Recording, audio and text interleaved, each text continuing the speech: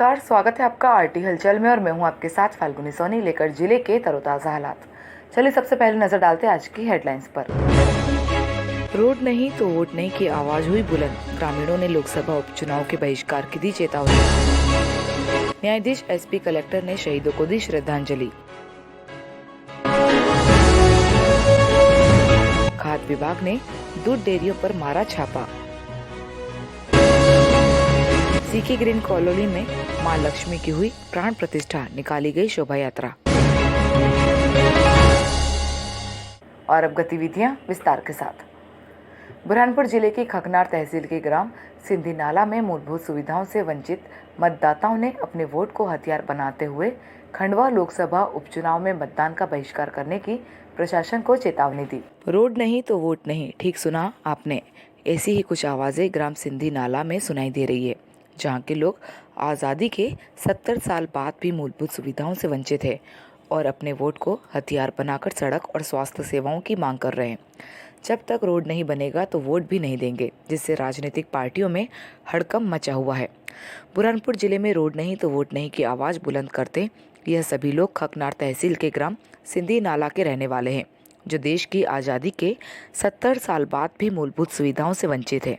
और अब इन लोगों ने अपनी समस्याओं के समाधान के लिए खंडवा बुरहानपुर लोकसभा उपचुनाव में वोट का बहिष्कार करने का मन बनाया।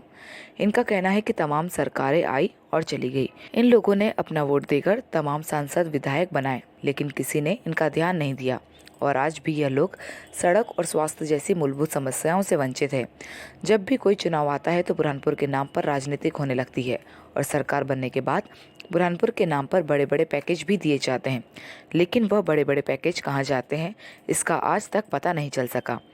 जिस तरह इस इलाके में विकास कार्य होने थे और वह विकास कैसे हुआ उसकी तस्वीरें आपके सामने हैं, जो आज भी ये लोग सड़क और स्वास्थ्य जैसी मूलभूत समस्या से वंचित है।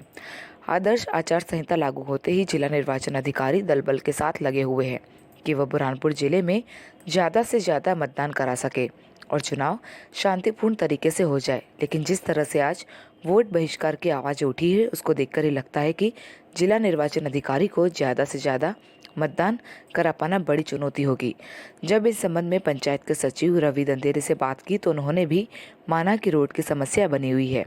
चुनाव के बाद रोड बनाने का ग्रामीणों को आश्वासन दिया। समस्या ये है कि कई 40 सालों से ये रोड नहीं बन रहा है। अच्छा। पंचायत में जाने के लिए, कोई बीमार सीमार लेके जाने के लिए यहाँ पे बहुत दिक्कत जाती, तो घूम फिर के जाना पड़ता। गांव में पानी की समस्या है, कई सालों से वोट देते जा रहे और कोई पिला पिला के वोट ले लेते और रोड बनता नहीं, आज तक ऐसे ही पड़ा पेंटिंग। जी, आपके माध्यम से मुझे जानकारी मिली है कि रोड के संबंध में शिकायत की है।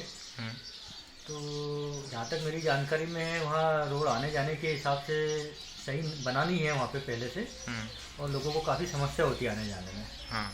रोड काफ़ी 2-3 किलोमीटर लंबा है और बारिश के दिनों में तो बिल्कुल आवागमन बंद हो जाता है। रेणुका पुलिस लाइन में शहीद दिवस का मुख्य कार्यक्रम आयोजित हुआ। न्यायाधीश कलेक्टर एसपी ने पुष्प अर्पित कर शहीदों को श्रद्धांजलि दी। कर्तव्य का निर्वहन करते हुए अपने प्राणों की आहुति देने वाले पुलिस के अमर शहीदों को बुरहानपुर पुलिस लाइन में स्थित शहीद स्मारक पर न्यायाधीश एसपी राहुल कुमार, कलेक्टर प्रवीण सिंह सहित पुलिस अधिकारियों ने श्रद्धा सुमन अर्पित कर श्रद्धांजलि दी। गौरतलब है कि आज से 62 वर्ष पहले अक्टूबर 1959 में लद्दाख के दुर्गम क्षेत्र में भारतीय पुलिस की एक छोटी टुकड़ी के जवानों ने मातृभूमि की रक्षा करते हुए अपने प्राण न्यौछावर किए थे। तभी से प्रतिवर्ष 21 अक्टूबर को देश के कोने कोने में दिवंगत सूरवीरों की स्मृति में पुलिस शहीद दिवस पर परेड का आयोजन किया जाता है। त्योहारों को देखते हुए गांधी चौक क्षेत्र स्थित दूध डेयरी पर खाद्य विभाग ने छापामार कार्यवाही करते हुए पनीर, मावा और दूध के सैंपल लिए। अमानक निकलने पर रासुका जैसी कार्यवाही की जाएगी। त्योहारों को देखते हुए खाद्य विभाग ने दूध डेयरियों पर छापामार कार्यवाही करते हुए पनीर, मावा और दूध के सैंपल लिए। खाद्य अधिकारी कमलेश डाफर ने गांधी चौक स्थित सरस्वती दूध डेयरी पहुंचकर अपने हाथों से फ्रीजर में रखा मावा और पनीर निकालकर सैंपल लिए दूध से हाथ धोकर मिलावट की। जांच के आगामी त्योहारों को देखते हुए खाद्य विभाग ने शहर के दूध डेयरियों से सैंपल लेने का कार्य शुरू कर दिया।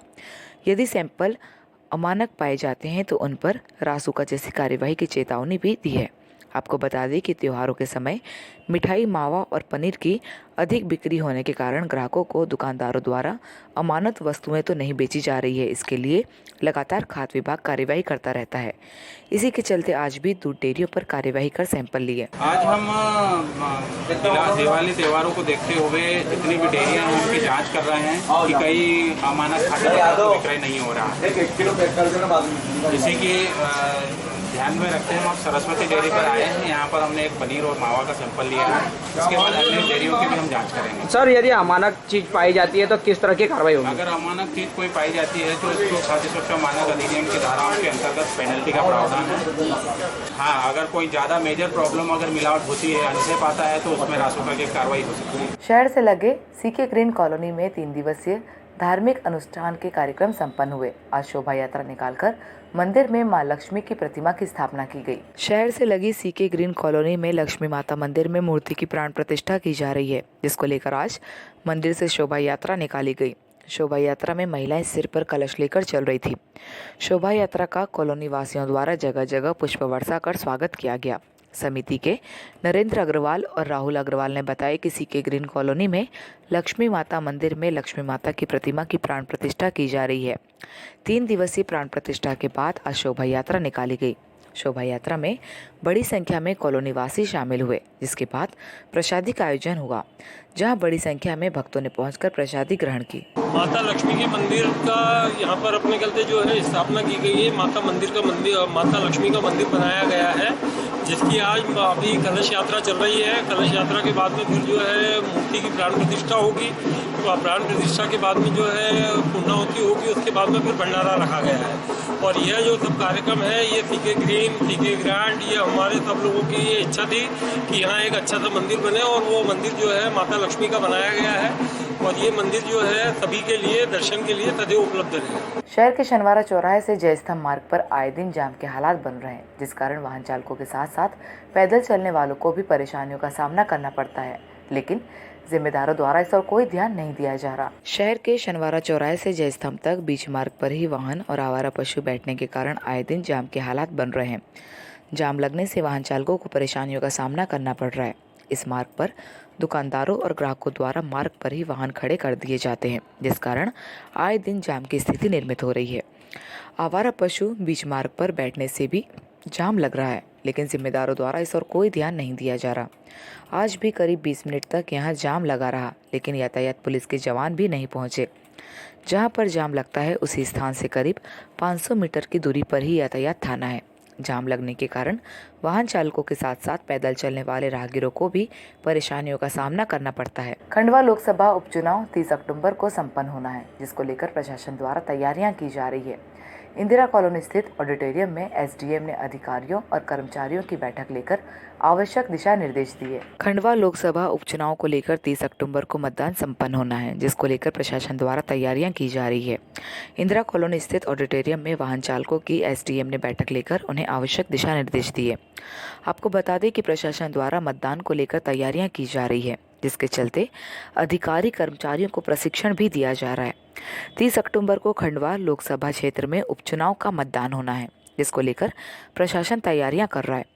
प्रशिक्षण में अनुपस्थित होने वाले अधिकारियों और कर्मचारियों पर निलंबन जैसी कार्यवाही भी की जा रही है।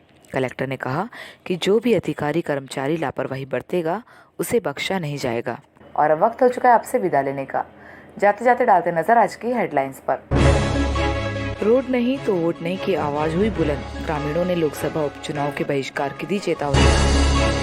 न्यायाधीश एसपी कलेक्टर ने शहीदों को दी श्रद्धांजलि। खाद्य विभाग ने दूध डेयरियों पर मारा छापा। सीके ग्रीन कॉलोनी में मां लक्ष्मी की हुई प्राण प्रतिष्ठा, निकाली गई शोभा यात्रा। तो कल फिर होगी आपसे मुलाकात जिले की ताज़ा गतिविधियों के साथ। तब तक के लिए आरटी हलचल की पूरी टीम और मुझे दीजिए इजाज़त। नमस्कार।